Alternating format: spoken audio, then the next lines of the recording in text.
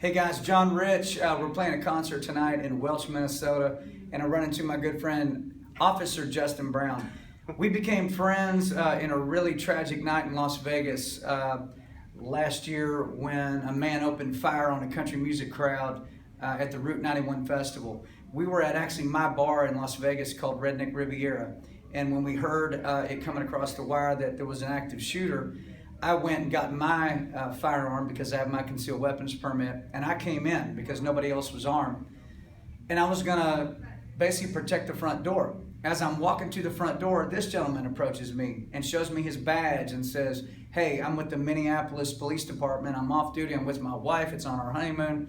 Why don't you let me operate that?" I said, "Okay." And I turned it over to him. This man held point on our front door for over an hour.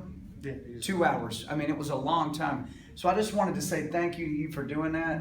And from your perspective, police officers and just citizens working together in a situation like that, how important is that?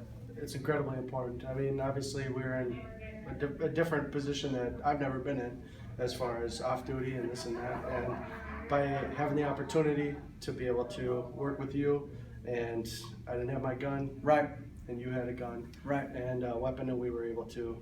I mean, that was literally the only line of defense, because at that point, if you'll remember, on the news, they were saying there was multiple shooters. They were saying they didn't know where they were coming from. You remember the SWAT teams were working their way down through the streets, and there was probably 500 people slammed into that bar, and nobody was armed. Absolutely. You were holding point for 2 hours. So I think it speaks to the importance of our Second Amendment rights and of citizens carrying and getting their carry permits and training on the course.